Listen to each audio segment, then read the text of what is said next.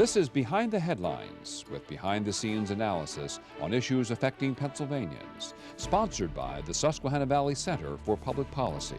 Now, here's your host.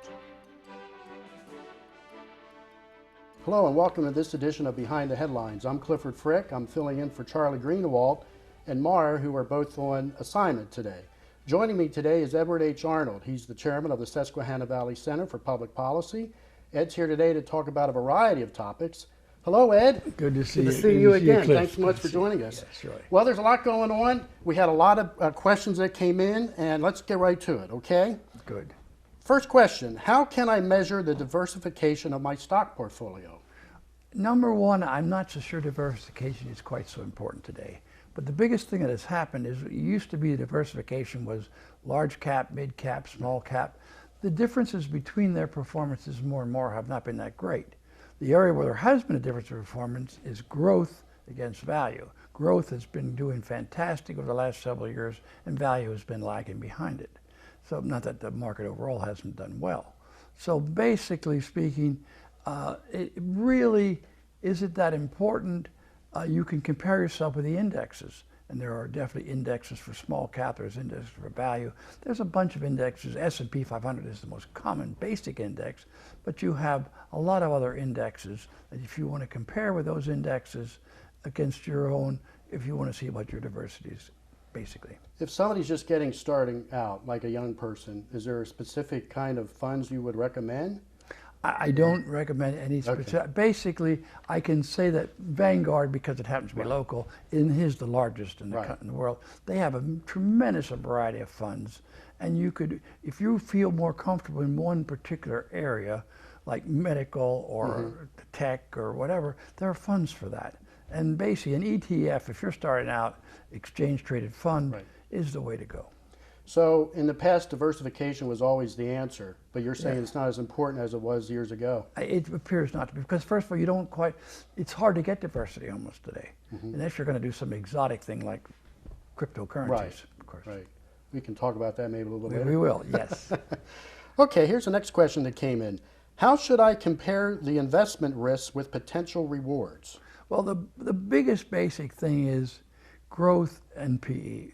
But obviously, if a stock is growing at 20%, then having a PE of 40 or something like that, and today probably 50, that would not be bad. And if you project, if your advisors or yourself, you believe will continue to grow like that, vice versa, if it has very slow growth, it should have a lower PE. That's a general guideline. You have other criteria in there because of the risk if somebody's leveraged very hard, or if the industry itself is very volatile. But overall, the basic thing still is what is the growth of the company compared to what its PE is. And obviously you advise everybody to research the companies that they're investing in? Yeah, basically. Don't go well, basically, it's some sort of advisory service you can buy, which are a lot of money that expensive. And, you know, to say that you can, and again, I'll admit, I didn't do it. I like Netflix, but I didn't buy it. I like the service. Now that was before the old net when you mailed, you know, that stuff. Right, the old days. So, but why didn't I? Because I liked it. So if you find something that you like and you say, this looks like it's going to be a good thing, that's a good stock. Good. Good advice.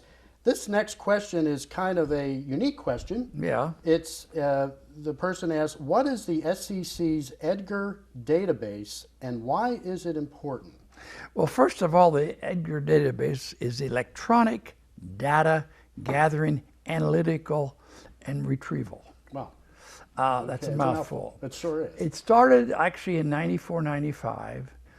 It basically means that you as an individual have access to all SEC filings, whether it's basically a corporate, all public companies, of course, but a public company, a bond fund, an ETF, that you name it, any financial activity, such as if somebody's going to issue more stock, or they're going to buy stock back, or they're going to issue a lot of debt, that's all in the SEC filings, and you have access to it through this. And now you're saying if you're an investor or that, or even if you're just a person who's not investing, That's anybody right. can? Yeah, anybody. You just go on the internet and put in EDGAR. And this is all stuff that has to be reported to the government. That's so right. It all has to be accurate Yeah. and nothing can, okay. Before, you used to, when you wanted to find the SEC reports, it was sort of a pain. But when since they changed this and now they put it in one central place, everything is perfect. Sounds like it was a much needed reform. Yeah, obviously. really, it was just a very good to help the average person. General Electric. What has happened to GE, General Electric, over the years? Has it been able to transform itself, and is GE a good investment now? First of all, as I've said over and over, and I will, I do not recommend anything. I will comment on GE. GE is a transitionary company. It went from it, well, not that many years ago, really, probably no more than 10. It was 50% financial company. They financed airplanes, they financed this. They were more exotic financing, but 50% of their company's business and their revenues, their earnings, was financial. They have totally divested it. They're less than 5% financial now.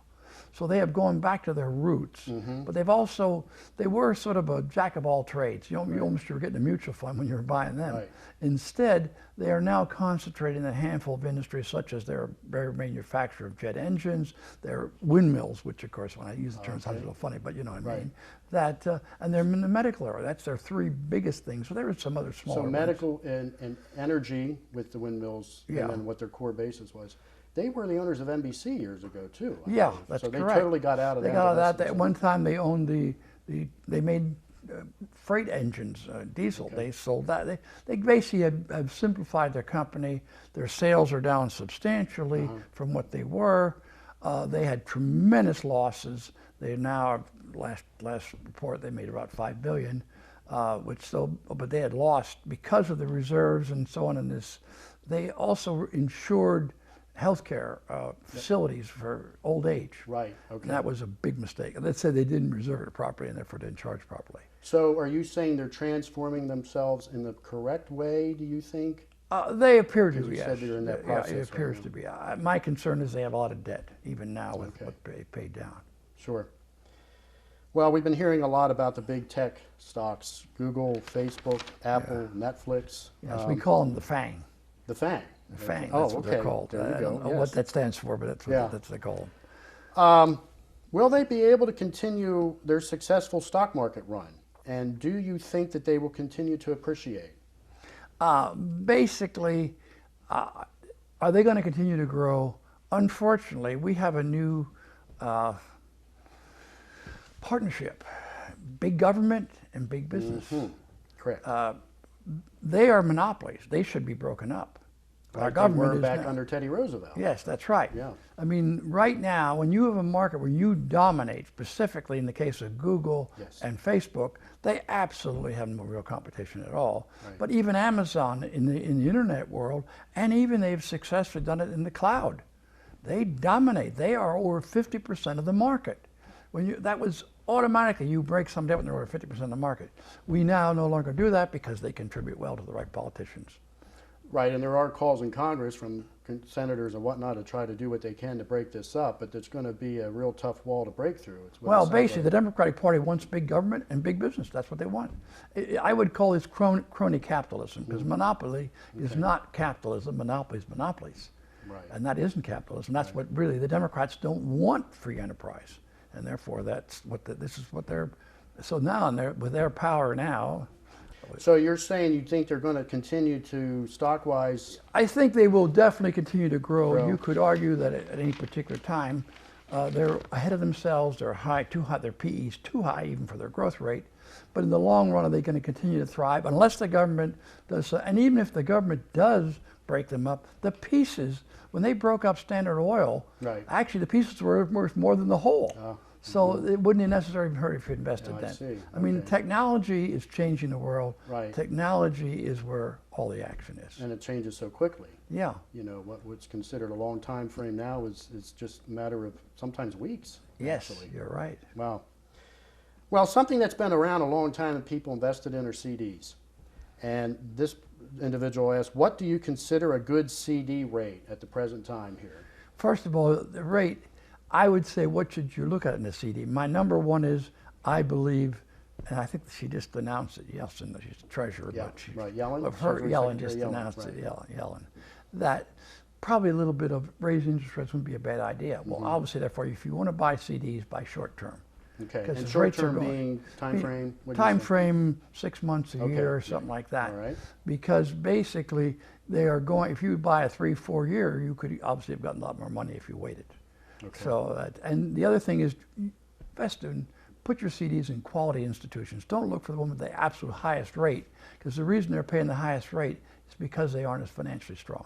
So you're saying quality institutions, maybe established institutions, Yeah, as opposed bank, to some of the... you have some of these banks, or Yeah. if you don't know them, don't get the CDs Okay. from them, even though They the have rates that are high. uneasy feeling, uneasiness. Well, if they're just giving you, maybe- if they're a higher rate, that means they mustn't be as good. Okay, understanding. Let's talk about Brexit for a little bit. Okay. Now that Brexit has been in operation for a while, what do you think the long-term effects of it is going to be to the EU and to the UK?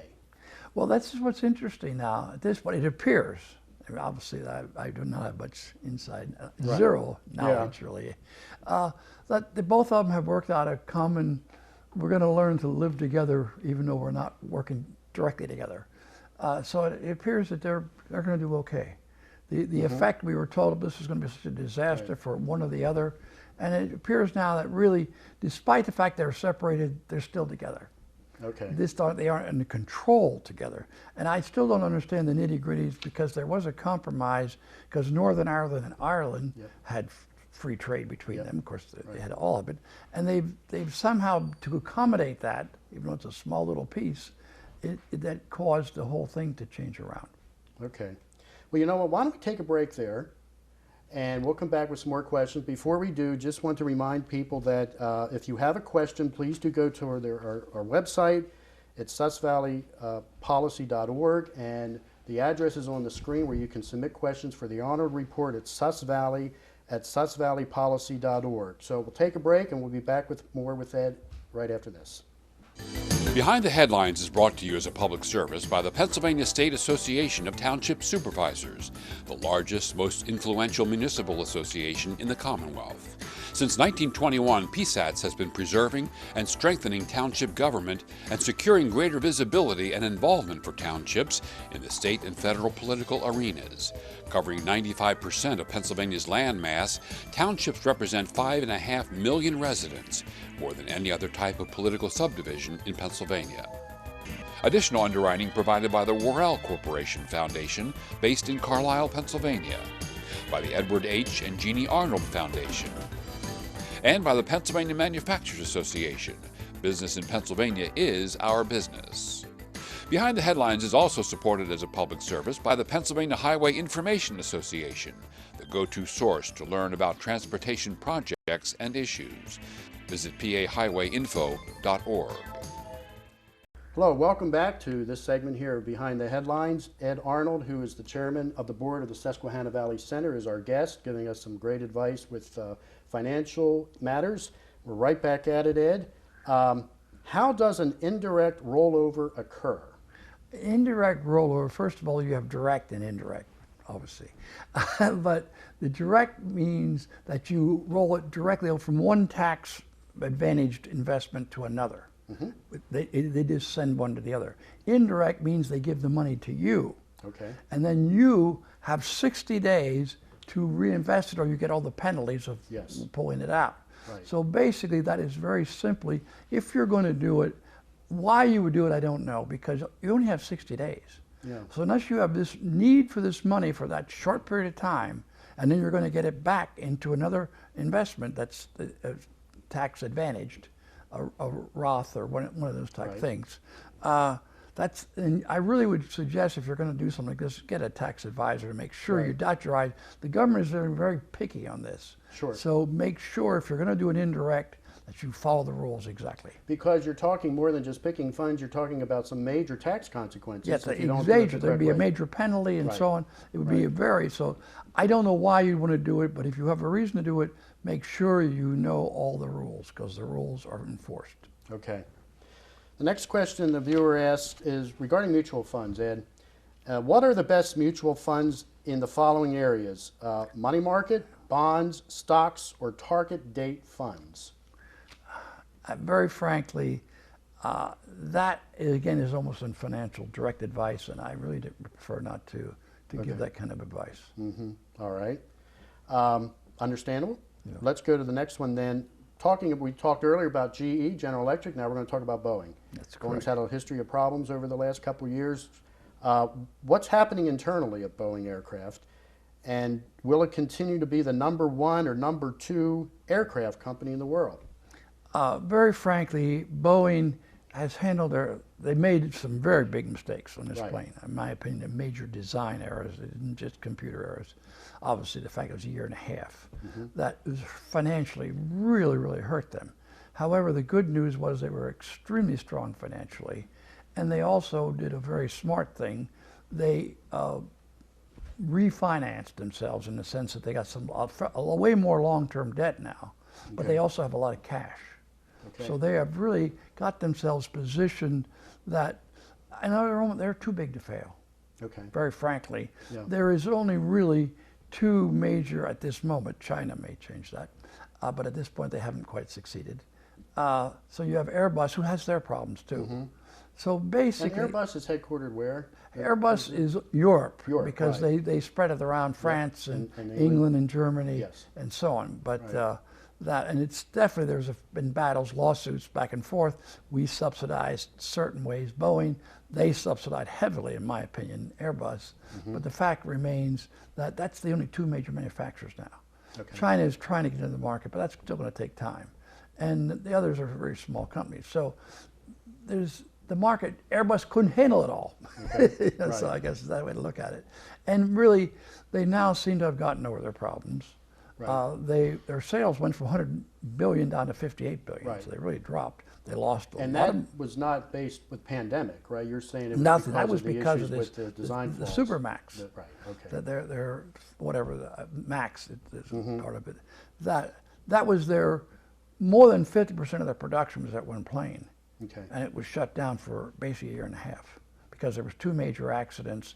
Because the plane was too difficult. They didn't train the pilots right. It was an extra. You had to pay an extra 10 million if you wanted to get your pilots to get the super duper training program, Wow. which is insane. You give everybody the lot super of duper money. training Right. program, especially in foreign countries. 10 million per pilot, 10 million per airplane. per airplane. Per Okay. airplane. Sorry. Sure. So basically, there were two times when one was Ethiopia and one was Indonesia, I think, but don't hold me to that. Right. That maybe they weren't the best trained pilots, but they didn't subscribe to this extra program. And there's more problems than that. The Right. plane had, it was sensitive. Okay. I'm going to say that. I think I'm not. I mean, and so therefore, would take really good training, and under some very adverse conditions, that sensitivity may throw the plane into a crash, which Sure. is what happened. So it's very specialized. So aircraft. basically, yeah. So overall, but that's past them now. Okay. They've now got it back on track. Their orders are coming in very nicely, and as I say, they've now got themselves this cushion with the cash they have.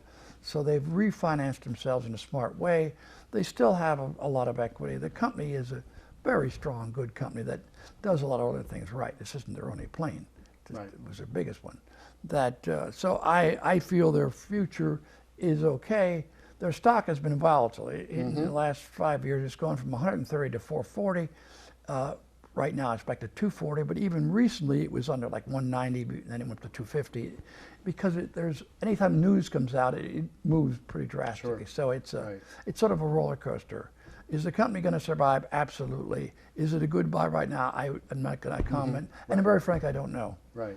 Because I don't know how long it's going to take them to, and with the whole airline industry right now, let's Right. face it, the airlines have lost a lot of money too. Sure. So it's a complicated situation. Right. Let's talk now about the President Biden. Would you please give me your opinion of the long-term effects of President Biden's economic plan? His long-term effects is he's going to destroy the dollar. He absolutely is. He wants to have a partnership between big business and government and no other business. He's against free enterprise, in my opinion. His idea of debt, this MMT theory. What's MMT theory? Are you able to- for the viewers? Or? The viewers, I forgot. I did repeat it before. Okay. All right. It's. You're just saying it's a plan It is a theory that says basically you can print money indefinitely until you can't. Okay. They just don't know when the can't is. And so as far as they're concerned, you can do it for a long, which we've been doing now. I mean, we're printing money like it's going out of style, and it hasn't affected the dollar. It hasn't caused inflation. It's starting to now, but not really that badly. So overall, the attitude of governments throughout the world, and they blamed it on Corona, but they were doing it before Corona, so were we. But now we're on, I mean, this idea that he's just advocating a $6 trillion budget when we have $3 trillion of income. True. Obviously, he's just saying that it doesn't matter. We'll just print, and we are literally. We're not issuing bonds. We're printing. And I use the term electronically, of course. In April, consumer prices rose 4.2%. That was the highest rate since the 2008 financial crisis. And inflation is a word that you're hearing again. Some people are even saying we might be going back to the Carter years when inflation was through the roof. Well, very frankly, it would seem to me the basics of, there's a lot of different things, but two things are obviously material and labor. That's what you have. Right. Well, material right now, I don't care what it is, whether it's iron ore, whether it's aluminum, whether it's copper, any basic materials, the average index has gone up, doubled. We know lumber is going even worse than that. Now, lumber supposedly going to start to come down, but it's still astronomical. Therefore, it's going to affect simple things, home building. Absolutely. Because everything goes into it. But the other thing is because of our government, by the way, this is something that is unbelievable. According to the news today, I just repeated it, if you were a family of four and you were both working and now you've been both unemployed through the Corona situation, in the 5 quarters you would have gotten $109,000 tax-free money. Wow. Obviously there's no incentive to work, and right now that's why we have Biden has just proposed we have another stimulus. They want to stimulate, and basically what a lot of Democrats said, we should have indefinite stimulus, which means massive deficits. Exactly. Well, this is going to cause inflation because the people that are willing to work are going to demand more money. Right. Because why should I work when I get something for not working? Right. So therefore, I'm tempted, and I haven't done this, when I see different, like waitresses working. Yes. Why are you working? Right. You'd make way more money. I can't believe you wouldn't make more not. Right. So some people just basically have a work ethic that they're going to do what they feel is right. And they sort of feel that this is going to stop. Now, technically, on the 1st of September, I think it is, it's going to, part of it's going to stop. And some states, I think, have stopped some of that extra payment. Well, 25 states already have said you're going to have to try to look for a job, and if you don't get the job, you're not going to get the unemployment. Right. So really, right now, there is a pushback, some, but that's only half the states. Right. And I'm sure that's a lot of the smaller ones. Right. Because the only one that I think wasn't quite out. Vermont is the only consequential state. Well, actually, Vermont even has a Republican governor, for that matter. That's true. The number of states that have done this, that have cut it out, are almost all Republican-dominated states. Cyber currencies. That we got a lot of questions on, and I know that's something that you like to talk about. So what are the hot new cyber currencies that are challenging Bitcoin? Well, first of all, we could talk, I think that one of the questions had been about China. Yeah, there was a question about China. Let's talk about that. China is creating its own cyber currency. Yeah, China is going to, has been, according to what I've read, they have started pilot projects on cyber currency in different provinces, or whatever they call them, and cities and so on. So they've been working on this for 5 years. China is definitely going to have a cyber currency, and yes, it's going to be successful, and it's going to attack the American dollar, besides our deficit nonsense. So overall, will there be a cyber currency in China? That was the question. The answer is yes. Will it be successful? In my opinion, yes. Exactly when this is going to happen, I think it may happen fairly soon. The thing is, China has to design a cyber currency they can trace. They're not going to let you just, that's the big advantage of cyber currency. No, not Bitcoins. Bitcoins, actually, there is a way they can sort of check on them, but the others you can't. So therefore, and that's the big question right now as far as investing in cyber currency is, when China gets cyber currency, first of all, we will, as you should follow, China, that we will also, and so most sovereign countries, I think, eventually are going to be cyber currencies. Well, how is that going to affect the dominance of the dollar or the whole currency relationship? Or will China, because they are the first person, giant person on the block. There is one, can't remember the name now, but I saw. Another, you mean another country? There's one little country right now that has cyber currency okay. right now. All right. It's a little island with 100,000 Okay. people. I Right. don't remember its Yeah. name. But Elvis, that was nothing. I mean, right now, just to jump right into the cyber Right. currencies, there are 5,350 cyber currencies. Wow. Now, that is very deceptive because you've got two of them, Bitcoin and Ethereum, are 50% of the value of cyber currencies. I did a little nonsense in the sense that these two are 700 billion, 300 billion, approximately. I mean, Right. they move around, as you well know. And then in the next 5 or another 50 billion, then you drop down, if the going down the list a while, the 900 only 10 million, and then for the last 3,000 are inconsequential. So but yeah. it's still, It's just a few, you yeah. still have at least a dozen, well more than that, that are like 50 that are over $1 billion. This is pretty, and the craziness, the most recent successful, and I use the term successful only by market value, is Dogecoin. Dog, not Dodge, dog. Dog. And Okay. it's nothing.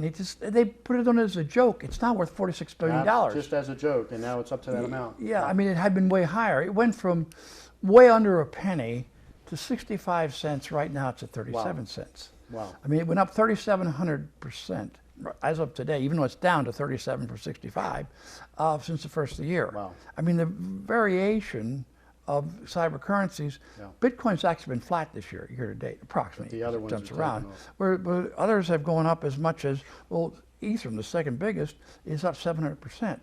And it had been up way higher.